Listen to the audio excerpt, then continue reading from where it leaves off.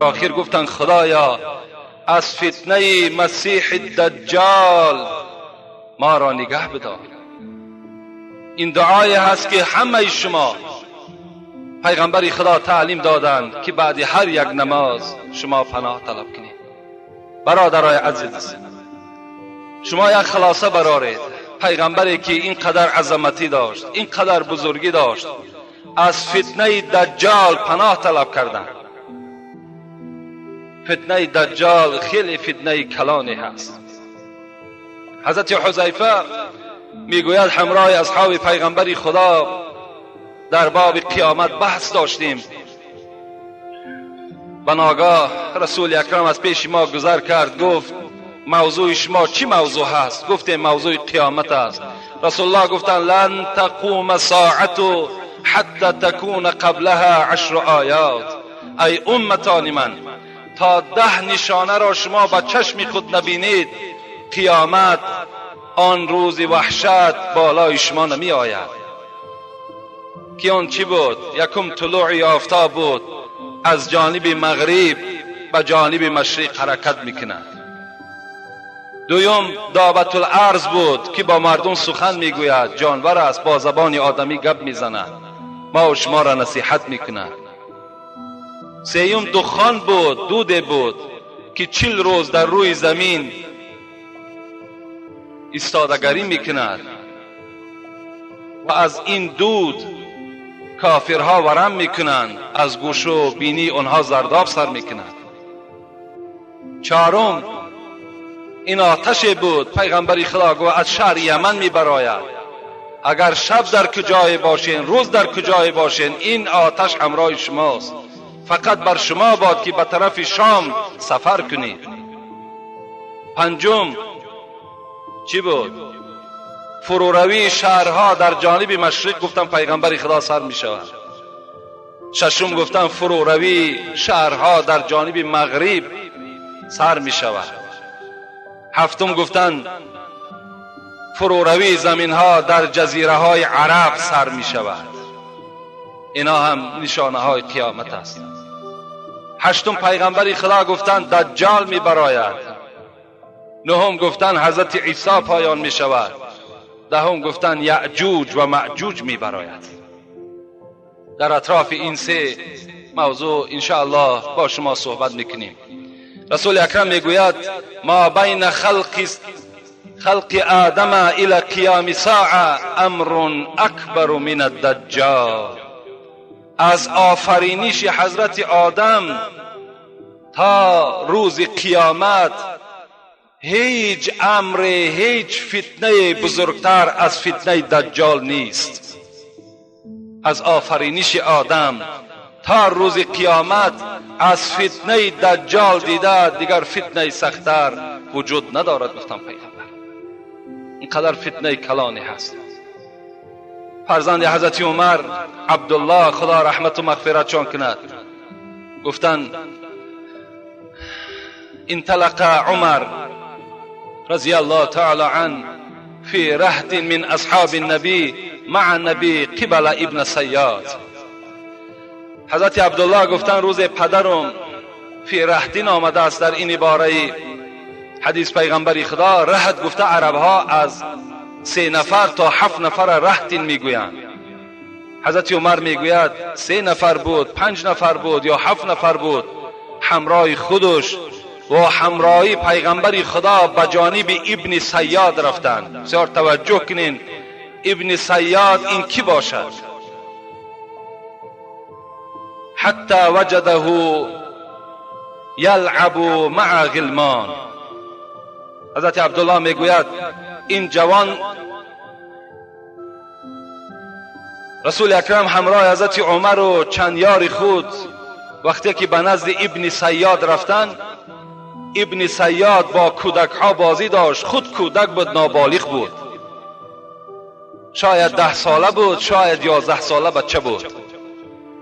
فلم یشعر، وای حس نکرد که در پشت این ابن سیاد این بچه سیاد بود، لکن خود نام این بچه صاف نام داشت. حس نکرد در پشتش پیغمبر خدا ایستاده است. حضرت عبدالله میگوید حتی ضرب رسول الله صلی الله علیه و سلم بیده زهره.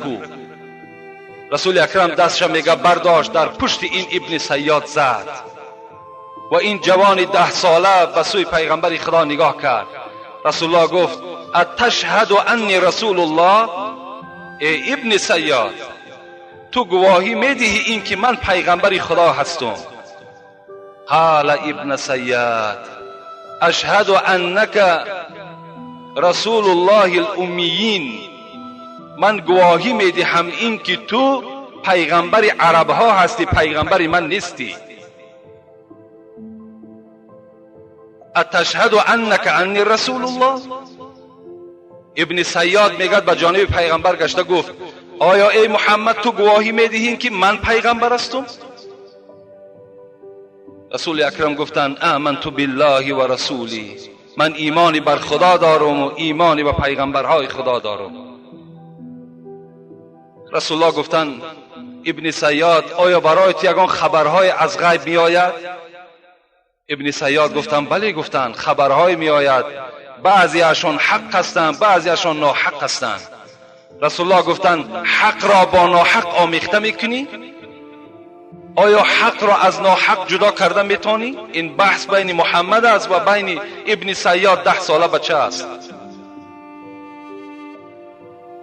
و رسول اکرم برای امتحان که از غیب درک دارد یا نه به طرف ابن صیاد گفت الحال من در خاطر خود یک آیت یک سوره را میگذرانم، خبر ده کدام سوره را من میگذرانم؟ رسول اکرم در خاطر خود گذرانید اعوذ بالله من الشیطان الرجیم فارتقب یوم تأتی السماء بدخان مبین. این آیت را گذرانید که این سوره از دخان بود. این ابن صیاد و جانب پیغمبر نگاه کردند، گفت فکر میکنم که تو از سوره دخ چیزی خواندی. رسول اکرم گفتند تو کلمه را پر تکرار نمی کنی، این سوره دخان است، دخ نیست. گفت تو کلمه ها را ناقص میکنی، مثل کاهن و مثل ساحر. تو از کاهن و ساحر دیده گفت دیگر چیزی نیستی تو. و رسول اکرم و جانب او نگاه میکرد. عمر چی گفتند؟ ایذن لی فیه اضرب عنقه. پیغمبر خدا اجازت نمیدهی که این جوان را الحال به کارد خود گردن وی جدا کنم. رسول اکرم چی گفتند؟ یکنه فلا تسلط علیه. عمر گفتند اگر همین دجال باشد تو وی کشته نمیتونی، و این لم یکنه، اگر این دجال نباشد فلا خیر لک فی قتله، بس هیچ فایده نیست به کشتن این ساحر. حضرت قرطبی میگوید، تفسیر قرطبی خیلی تفسیر با قوتی هست، میگوید همین ابن صیاد دجال است. همین کودکی که با پیغمبر خدا بحث کردند و گفتند گواهی بده این که من پیغمبر هستم، همین گفت دجال است. دجال الحال در مکان از مکانها وجود دارد. در کجاست این خدا میداند. ابی ابن کعب میگوید که راوی این حدیث هم عبدالله ابن عمر است. میگوید روزی با پیغمبر خدا به باغ از باغهای خرما رفتیم و همین ابن صیاد، همین صاف در بالای بخمل خواب بود. میگه و رسول اکرم میگه از جانب سری وی رفته در پس یک خرمای پنهان شدند، خواستند آن چیزی که وی میگوید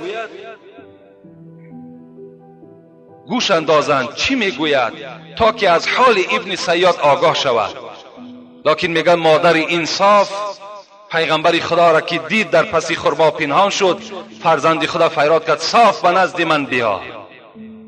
رسول الله میگوید اگر مادرش فریاد نمیزد هر آینه ما میفهمیدیم که ابن صیاد آیا دجال است یا دجال نیست.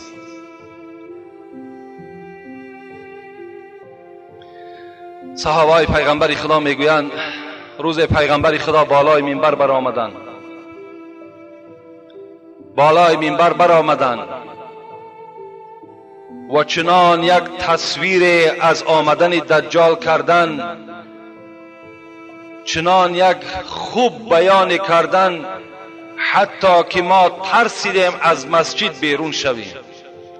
فکر کردیم که در بیرون مسجد دجال منتظر ماست. البته پیغمبر خدا چنان فصاحتی داشتند، یک گپ را میگوید در حدیثات تا 2 بار 3 بار تکرار میکرد تا که انسان فهم کند، بفهمد.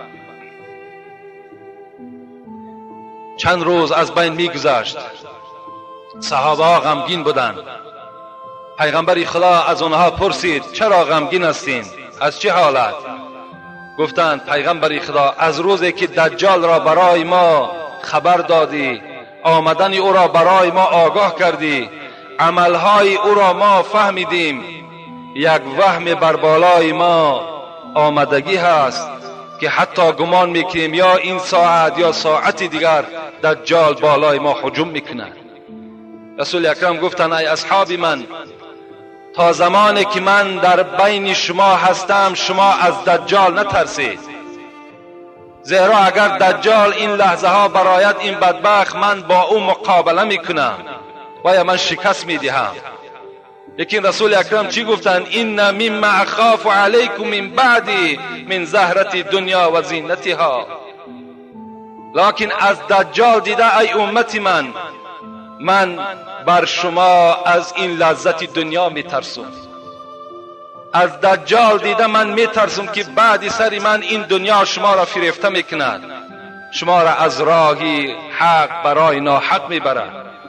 برای این دنیا شده شما دین و آیین تا نمیفروشین، برای این دنیا شده شما با یک برادر مؤمن محاربه میکنین. این معجزه پیغمبر بود. وقتی رسول اکرم از دنیا گذشتند فتنه ها سر شد، جنگ ها بین مسلمان ها شروع شد، صدها هزار صحابه های پیغمبر بین مسلمان ها بین یکدیگر کشته می شدند. رسول اکرم گفتند از این من می ترسم از شما، از دجال دیده از محبت دنیا بر شما می ترسم. امروز محبت دنیا بر بسیاری بندگانش حمله خود کرد، کار خود کرد. این محبت دنیاست که امروز برادرای ما و شما در پهلوی ما و شما ایستاده نماز جمعه نمیخوانند. این محبت دنیاست که امروز معرکه های ما و شما از معرکه های مشرک و از معرکه کافر هیچ فرقی ندارد. این محبت دنیاست.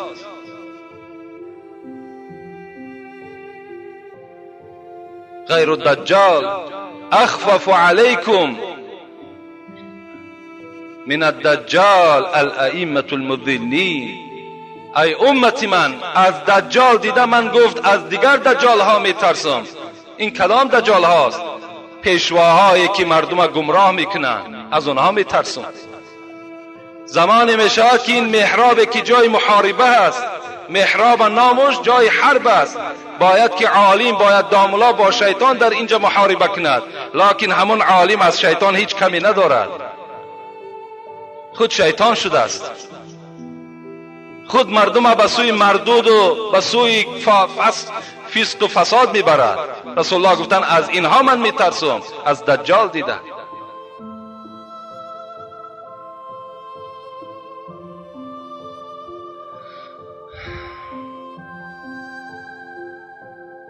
دجال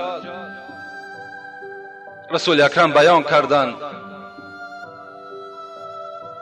ظهور میکند از بین عراق و از بین دولت شام. امروز دولت شام دولت سوریه هست، سیریه میگیم ما و شما. از بین همین دولت شام و از بین دولت عراق این دجال میبراید. رسول الله گفتند وقتی که این دجال، این فساد کننده عالم میبراید، خیلی جوانی تنومنده هست و موی سر او جنگیله هست. دعوا میکند، میگوید من خدای یک و یگانه هستم و انه اعور.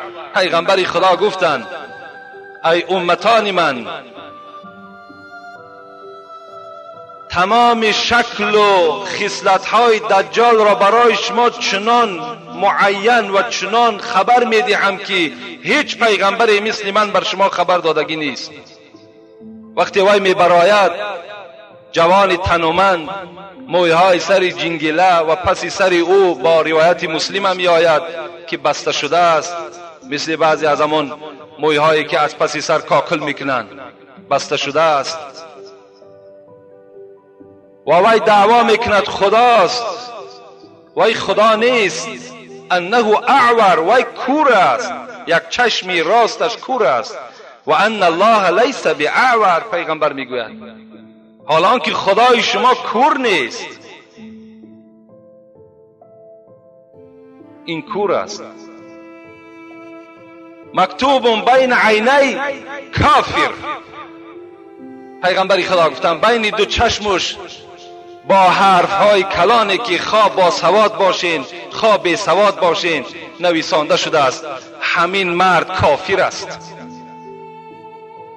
بر روایت دیگر می آید که 3 حرف نویسانده شده است، کاف، ف، ر، خودش کافر می دهد، تا که شما بشناسین این همان دجال است. دنیا را فساد می کند. هر محله که داخل می شود زنهای اونها را تجاوز می کند، فرزندهای اونها را گمراه می کند و به سوی خود دعوت میکند. اونها در حال قبول میکنند. گفت پیغمبر برای چی؟ برای که در پهلوی راستش میگه جنت دارد، در پهلوی چپش میگه دوزخ دارد. مثل که شما امروز آینه نیلگون را نظر میکنین، تمام صورتها را میبینین، در پهلوی وی میگه آشکارا شما همون باغها و در این طرف عذاب آتش میبینید. کسی که ایمان نمی آرد در دوزخش می پرتاید، کسی که ایمان می آرد و در جنتش می پرتاید. پیغمبری خدا گفتند شما همان دوزخش اختیار کنید و جنت است، شما همان دوزخش اختیار کنید و جنت است، جنتش اختیار نکنید که و دوزخ است.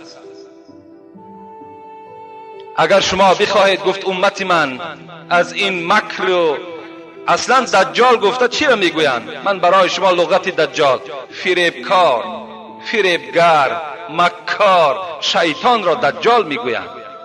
در ما و شما دجال های زیاد برآمد. مردم از راه اسلام و خدا ترسی پس گرداندند، اونها هم دجال ها بودند. حتی رسول اکرم گفتند لن تقوم الساعة حتی یبعث دجالون کذابون قریبا من 30 کلهم یزعم انه رسول الله. تا این دجال کلانی 30 دجال دیگر گفت پیغمبری خدا می براید که هر کدام او دعوا میکنند که ما پیغمبری خدا هستیم، حال آنکه اونها پیغمبر نیستند، اونها دجال هستند. دجال های زیاد ما و شما، خدا را شکر که ما و شما چندین دجال ها را زیر خاک در دوزخ سپاریدیم. باز دجال های دیگر امروز در دولت های غرب حکمرانی دارند، اینا هم دجال هستند.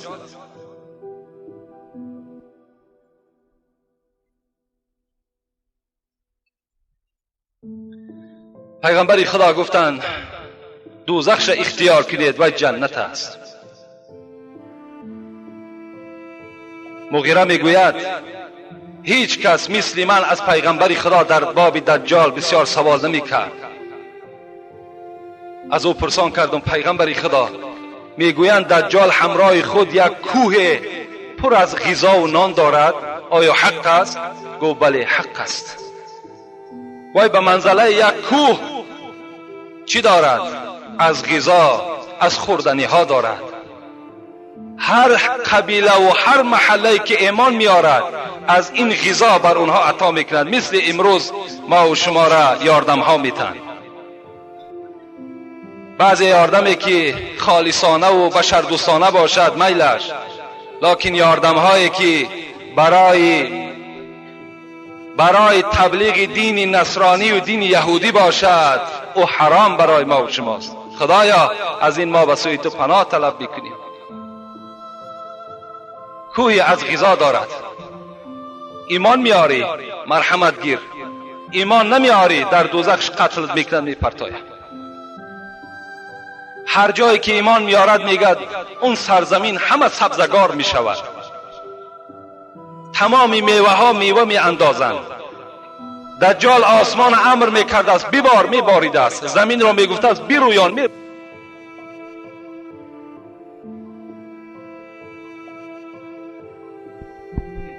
شاید که با این قدر سحر اکثر مردم رجوع به سوی این دجال کند.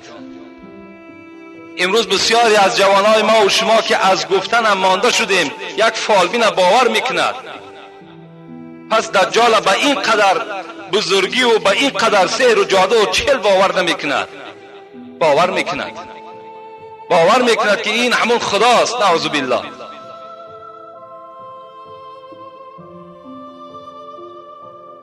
وقتی میگد به پیش یک ساحل میگذرد، به پیش یک دریا همین دجال میگذرد، چی میگفته است؟ اخرج کنوزکی، ای دریا چیزی که در داخلت از دولت و سهولت و چیزهای قیمت بها داری همش بیرون بردار.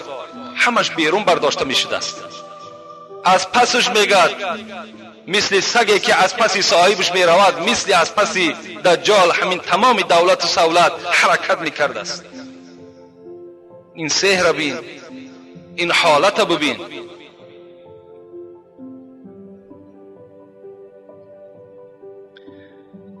مغیره میگوید پرسان کردم پیغمبری خدا، این با این قدر سحر کلان شما گفتید تمام دنیا را دور میزند غیر مکه و غیر مدینه، تمام درآمدگاه های مکه و مدینه از فرشته ها خداوند پاسبان میگذاشته است. این بدبخت در این دو شهر پاکیزه داخل شدن نمیتوانست است، دیگر تمام جا در داخل میشده است. رسول الله حرکتش چگونه است؟ پیغمبر گفتند چگونه که از پس یک ابر بهاری باد سخت میوزد، ابر چگونه حرکت میکند، این دجال حرکتش همچنان است. رسول الله گفتند، از رسول الله سوال کردند با این قدر فساد و با این قدر سحری که دارد حیاتش چند روز است؟ چند روز حیات داشته باشد؟ رسول الله گفتند 40 روز. همگی 40 روز در روی دنیا گفتیم باقی میماند. برادرای عزیز این افسانه نه، این حکایه نیست، این حقیقت است از پیغمبر صادق، از پیغمبری که خداوند در سوره نجم او را بیان میکند و ما ینطق عن الهوى ان هو الا وحی یوحى. این محمدی که در بین شماست هیچ سخن نمیگوید تا اگر من بر او کس فرمان ندهم. این پیغمبر سخنی مرا میگوید، وای افسانه برای شما نمیگوید. 40 روز گفت در روی زمین حیات دارد. لکن رسول الله بیان کردند یکم روزش گفت مثل سال است. یک روزی اولش گفتند مثل گویا که یک سال، چگونه ای که ما و شما 365 روز در یک سال حیات داریم، مثل همین دراز میکشد. دویم روزش پیغمبری خدا گفتند مثل یک ماه است. سوم روزش گفتند مثل یک هفته است. باقی 37 روزش مثل روزهای ما و شماست. گفت همگی حساب کردم 1 سال و 2 ماه و 14 روز را تشکیل میداد است. دجال در روی این زمین 1 سال و 2 ماه و 14 روز حیات میدید است. در این 1 سال و 2 ماه و 14 روز تمام دنیا را فساد میکند، تمام دنیا را فساد میکند. وقتی میگد میآید در ریگزارهای مدینه، ریگزارهای مدینه در وقتی که میرسد، مادامی که برای دجال داخل شدن مکه و مدینه هیچ شرایطی ندارد، زیرا فرشته ها در پاسبانی این دو شهر مقدس ایستادگی هستند، میگوید مکه و مدینه 3 بار زمین جنبی سخت می شود. تمام کافرها میگد گمان میکنند که این زمان یا زمان دیگر این شهرها بالای اونها چپه می شود و اونها از این مکان چکار میکنند؟ از این مکان بیرون میبرایند. کافر و منافق همه بیرون از مدینه و مکه می شوند و به نزد دجال آمده ایمان می آرند. مکه و مدینه خالی از منافق و از کافر می شود. در داخلش فقط مؤمن ها و مسلمان های حقانی می مانند و دیگر اینها را چکار می کند؟ خداوند جداشون می کند. امروز شما اگر مکه و مدینه سفر کنید، بعضی از حاجی هایی که نام حاجیگی را حرام کردگی هستند اونها را می بینیم که در این سرزمین های مقدس با همون عمل های منافقی و کافری خودشان با تمامی کردارهای ناخوب دست زده ایستادند، لیکن ما و شما آنها را نمیشناسیم کدامش کافر کدامش منافق است. خر عیسی گر برش به مکه، گرچه آید هنوز خر باشد. عاقلان این سخن نکو دانند، زاده خر همیشه خر باشد. البته آدم ناپاک، آدمی که به قدر حج نمیرسد، به قدر اون مکان مقدس نمیرسد، وقتی بیاید همون خر است. همون عادتهای نامعقول و منافقانش همون عادتها باقی میماند.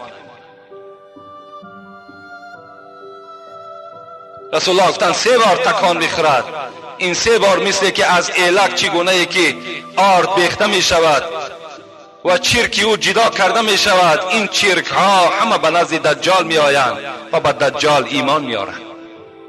حتی رسول اکرم گفتند از همین مدینه یک جوانی گفتند نزد همین دجال می آید.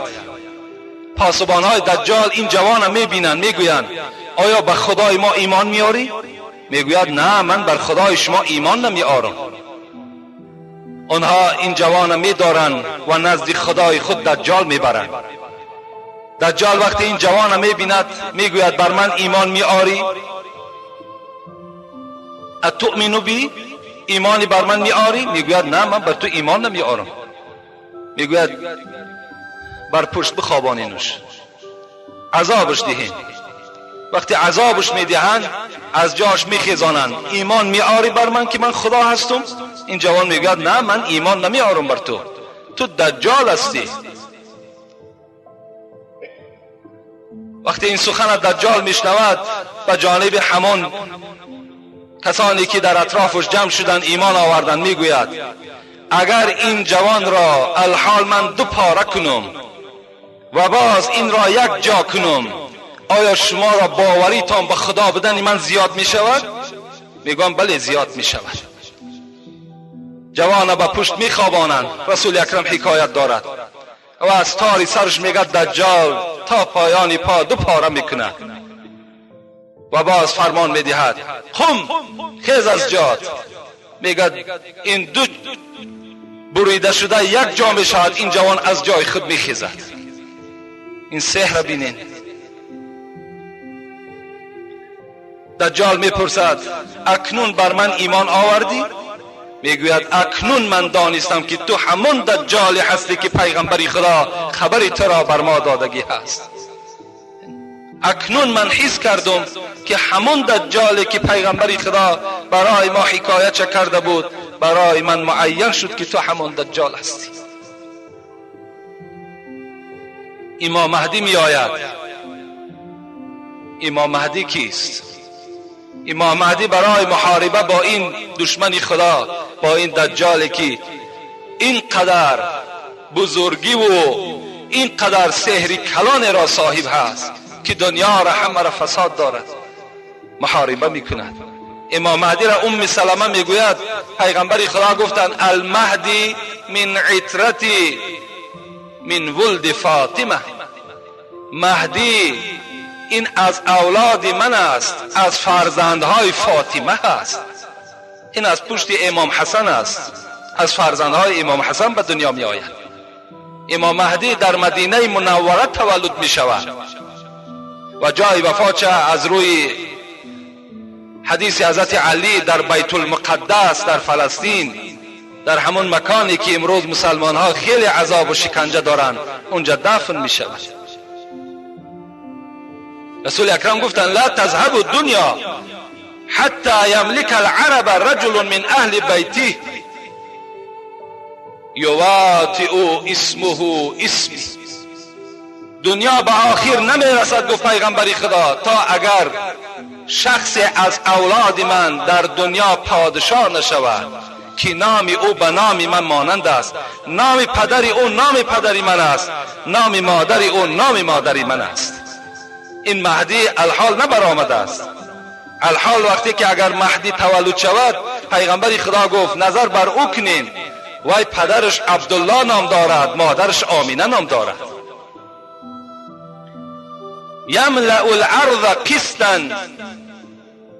و عدلا کما ملئت ظلما و جورا. پیغمبر خدا گفتند وقتی مهدی می آید دنیا را چنان عدالت و انصاف فرا می گیرد چگونه ای که ظلم و جور فرا گرفته بود، همه را دور می کند، عدالت جاری می کند. المهدی منی. پیغمبر خدا حدیث های بیشمار در باب مهدی حتی به حد تواتر می رسد. المهدی منی اجل الجبهتی و اقن الانفی. پیغمبر خدا گفتند مهدی گفتند پیشانهش خیلی مثل پیشانه من پهن هست و بالای بینی امام مهدی بلند هست، گفت مثل بینی من. این امام مهدی می آید با این دجال محاربه می کند که رسول اکرم در یک حدیث دیگر می گوید لون عربی جسمه اسرائیلی فی خده ایمن خال کانه کوکب دری. مهدی را گفتند چهرهش چهره عربی هست، جسدش باشد مثل جسد اسرائیلی هست، یعنی جسدی بسیار با تنومندی دارد. در پهره روی از راستش یک خال هست که مثل ستاره باری درخشان است. گفتند نشانه امام مهدی را پیغمبرم بیان کرده. این حضرت با دجال محاربه میکند، لکن قوت امام مهدی به دجال نمیرسد. در دمشق است میگد، در همین سوریه هست. نماز بامداد میخواهد که شروع کند. این زمان میگد از جانب شرق یک روشنی را میبیند که در شانه دو فرشته دستهای عیسی گذاشته شده و پایان دمشق شده ایستاده است. رسول اکرم حکایت کردند در حالت محراب دا میخواهد که نماز اقتدا کند، میبیند که از آسمان مثل که یک عسکری که پرتافته میشود با پراشوت های خود، حضرت عیسی میگد دستهاش در شانه دو فرشته و همچنان میگد پایان به زمین میشود، برای یاردم امام مهدی میآید. حضرت میگوید وقتی که میفراید مثل که نو از حمام برآمده باشد، چهرهاش پر آب عرق است. وقتی خم می شود میگد این عرق ها می چکد، چکره چکره به زمین می غلطد. وقتی حضرت عیسی راست می شود این چکره های عرق میگد در تار سرش مثل همین ستاره ها درخشان است. امام مهدی میگد طلب میکند عیسی مرحمت نماز خلق خوانده شود، میگوید نه این نماز توست. حضرت عیسی به حیث یک امت پیغمبر میفراید، به حیث پیغمبر نه، به حیث یک امت پیغمبر مثل ما و شما امت به زمین میفراید. این نصرانی هایی که امروز میگویند عیسی را قتل کردیم، خداوند در سوره کهف و ما و شما میگوید اعوذ بالله من الشیطان الرجیم و ما قتلوه و ما صلبوه ولکن شبه لهم. خدا میگوید این عیسی که مردم نصرانی میگوید ما او را قتل کردیم و او را چارمیخ کردیم، به دار کشیدیم، این همان عیسی نیست. خدا میگوید بل رفعه الله الی، بلکه عیسی را من نزد خدا آوردم. خدا در سوره کهف و ما و شما خبر میدهد. این دعوای امروز اینها باطل است.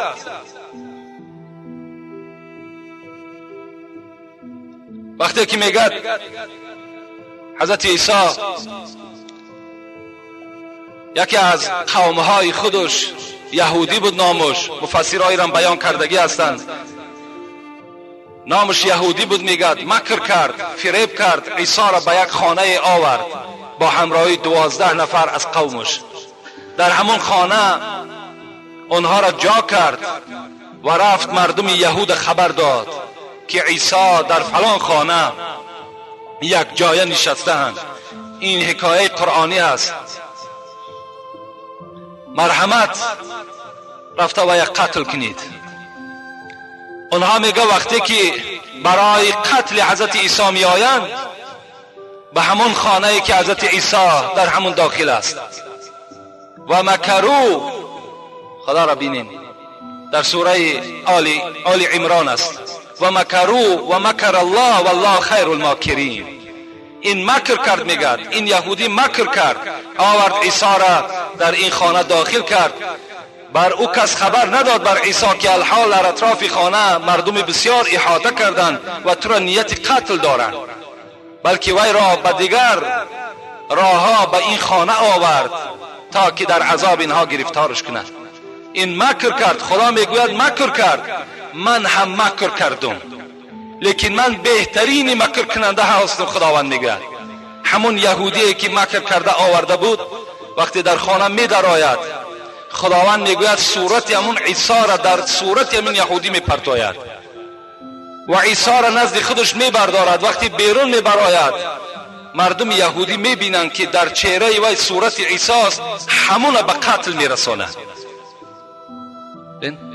شما مکر کردین. خدا میگوید من بهترین مکر کننده ها هستم.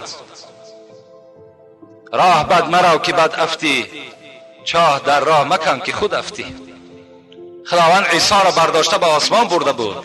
همون زمانی که دجال میبراید برای یاردم عیسی چیکار میکند؟ برای یاردم حضرت مهدی این عیسی را پایان میکند. خلاص نماز را میخوانند و حضرت عیسی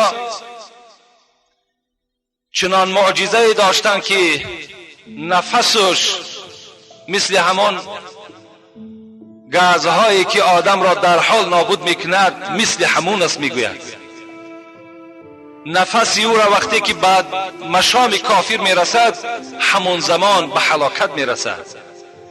حضرت عیسی وقتی بیرون از همون مسجد که در احاطه دجال است، همون دمشق میگن، همون امام مهدی را در همون صورتی که حضرت عیسی فرآمده بود اون زمان میگه در احاطه دجال بود. دجال میخواست که این مهدی را همراه قومش نابود کند. وقتی حضرت عیسی که میبراید بیرون، چشم مبارکش به هر یک کافر میرسد، نفس مبارکش به هر یک کافر که میرسد همون زمان هلاک میشود. وقتی دجال میگد این معامله را میبیند، حس میکند این عیسی است و از اونجا میگد پای گریز میکند، میگریزد میآید. حضرت عیسی میگوید با قوم این دجال محاربه میکنند و همراه امام مهدی و آن کسانی که در دایره این دجال در آمده بودند اونها را به قتل میرسانند، همه اونها را نابود میکنند و از پس این بدبخت تا دروازه لود که در شهر فلسطین است و دست حضرت عیسی بر روایت مسلم یک نیزه هست، میگد از پس همین دجال می آید و در همان نزد دروازه لود که در فلسطین واقع هست این نیزه را می پرتاید و این نیزه به بدن دجال می زند و دجال در اونجا به هلاکت می رسد. بعد این حضرت عیسی 7 سال حیات می بینند. بچه 33 ساله به آسمان رفتگی بود. 7 سال دیگر حیات می بینند. عمر حضرت 40 ساله مکمل می شود.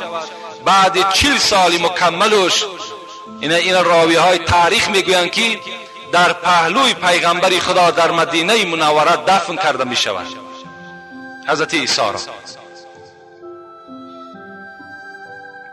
وقتی حضرت عیسی دجال را به قتل می رساند، به نزد همون مردمی که خیلی عذابها از دست دجال کشیده بودند و ایمان بر اون آورده بودند نزد اونها می رود اونها را میگه دلتیی میکند، با اونها صحبتهای خوب میکند. همین زمان وقتی با صحبت اونها وابسته است که وحی میآید عیسی این مردم مسلمان را بگیر و بالای کوه تور که در فلسطین است بالای کوه تور برآ، زیرا الحال یک قوم برآمد که اون یعجوج و معجوج میگویند. هیچ کس بر این یعجوج و معجوج غالب نمی آید. بسیار قوم بدکار است. از سبزه در زمین چیزی نمی ماند. خشک، هر چیز خشک است میگد همراه خود می بردارند.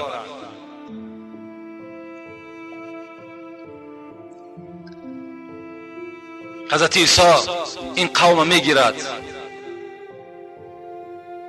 و بالای کوه تور میبراید. این یعجوج و معجوج که قصه این هم در سوره کهف است، این به قصه های حضرت اسکندر ذوالقرنین وابستگی دارد. حضرت اسکندر ذوالقرنین را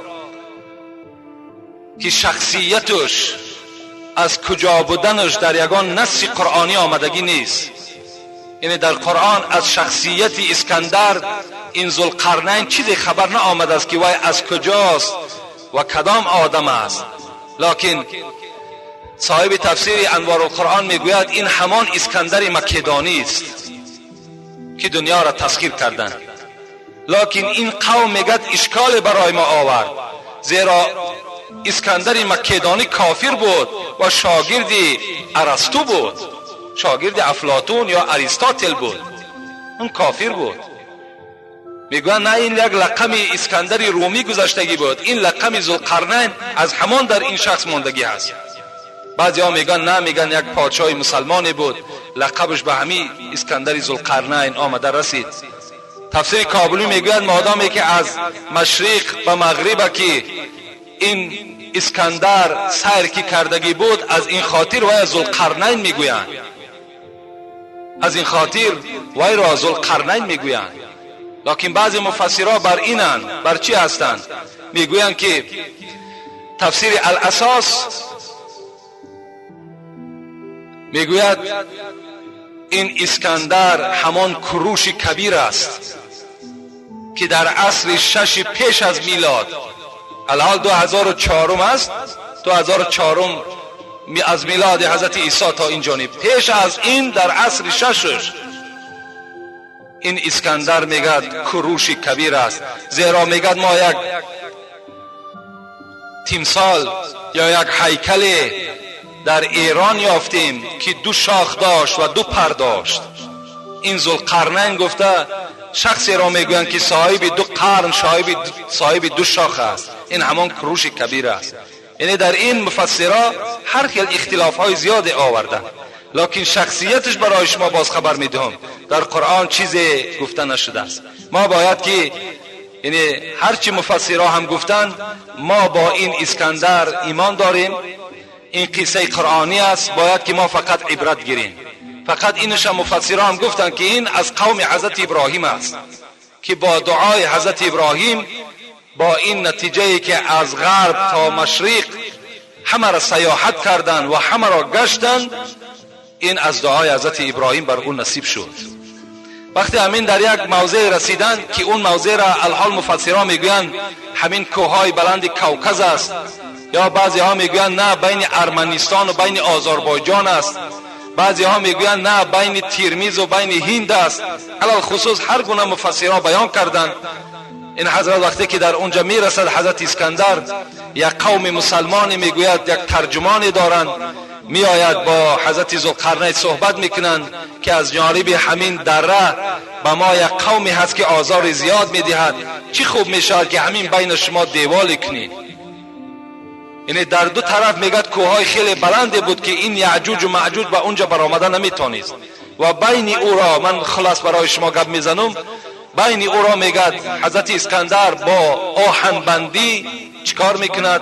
با آهنبندی دیوالی میکند که این دیوال حتی در عصر 15 هم صاحب تفسیر انوار قرآن میگوید این یک کشفیات پیدا کرد که باب الحدید نامش گذاشتند. این در پس دریای امو دریا هست.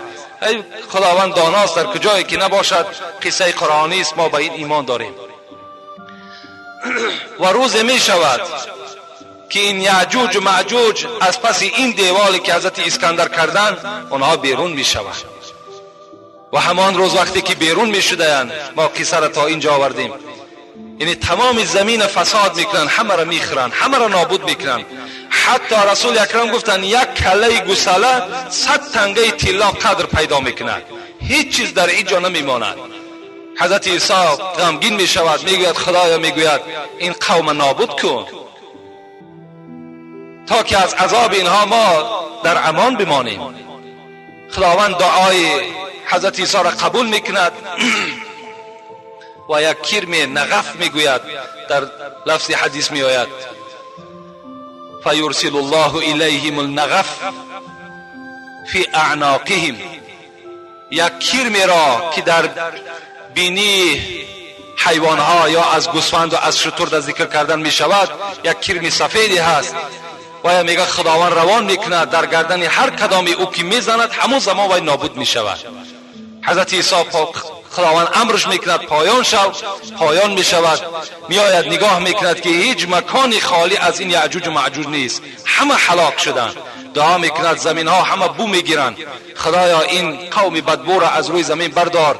خداوند میگوید در اینجا یک پرنده هایی که مثل گردن اشتر دارند میگد روان میکند و این جسدها را از اینجا میبردارند و در جایی که خدا خواسته باشد برده میپرتایند. و بعد این گفتن پیغمبری خدا چنان سیری و چنان پوری می شود که حتی یک دانه انگور برای یک محله کفایت میکند. رسول الله گفتن یک گاوی شیرته گفتن برای یک قشلاق کلان شیرش کفایت میکند. اینقدر سیری می شود. بعد 7 سال که حضرت عیسی زندگی میکنن، از دنیا میگذرن و یبقى شرار الناس یتحارجون فیها تحارج الحمر و علیهم تقوم الساعه. پیغمبر خدا اینجا سخن انجام دادن، گفتن بعد حضرت عیسی چنان یک قوم بدکار باقی میماند در روی زمین.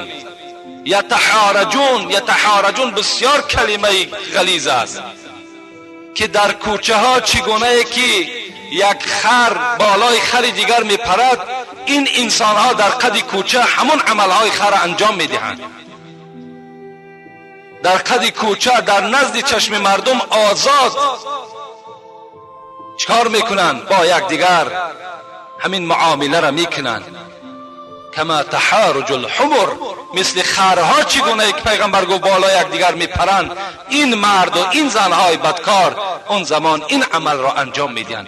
و علیهم تقوم الساعه. پیغمبر خدا گفت قیامتی که اینقدر دهشت دارد بالای همین قوم در نازل میشود. مؤمن ها قیامت نمیبینند،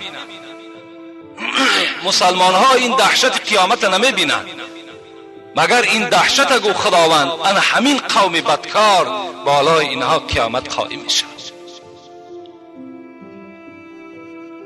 و آخر دعوانا ان الحمد لله رب العالمین. فکر میکنم البته اگر چند مختصر در این بابم برای شما صحبت ها کردیم، لکن باز گشته میگم برای شما، میگویم که اینها یگان افسانه نبودند، بلکه اینها به خودشان حقیقت دارند. اینها را پیغمبر خدا برای ما و شما خبر دادند که زمان می شود که این گونه علامت ها ظاهر می شود و بعد این چی می شود؟ قیامت قائم می شود.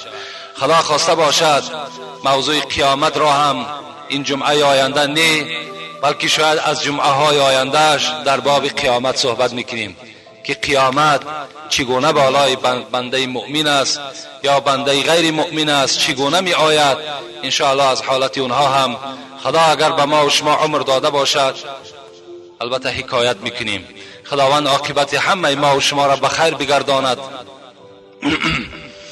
خدای مهربان مراد و مطلب های همه ما و شما را حاصل بگرداند و خدایا از جمیع این فتنه ها و از جمیع علامت ها این بندگان مؤمنت را خدایا نگه بداری و خدایا در دل همه ما بندگان محبت خودت را، ایمانت را، اسلامت را، قرآنت را جایگیر بگردانی ربنا آتنا في الدنيا حسنة وفي الآخرة حسنة وقنا عذاب النار برحمتك يا أرحم الراحمين.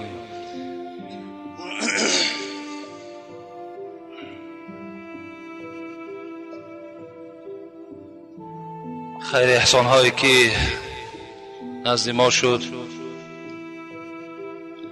خداوند این خیر احسان ها را به درگاهش مقبول و مراد و مطلوب هایی که این برادرها دارند خدای با فضل کرمی خود برآورده خیر بگردانی. آمین یا رب العالمین. اینجا یک سوالی دادن. سلام حاجی محترم، ما خواهش داریم که درباره صحابه صحبت کنید. ان شاء الله در باب صحابه صحبت میکنیم. صحابه پیغمبر چگونه حیات گذرانیدند. اول ما همین موضوع قیامت انجام دهیم. و یک برادر دیگه الحال در باب ابو حنیفه سوال کردن که همین ابو حنیفه را حکایت کنید، که بسیاری برادرهای هستند که امروز ابو حنیفه را تحقیر میکنند. خاک به دهن هم خیل برادر که وقتی ابو حنیفه را او تحقیر میکند، او چه حق داره ابو حنیفه را تحقیر میکند؟ امام مالک شاگرد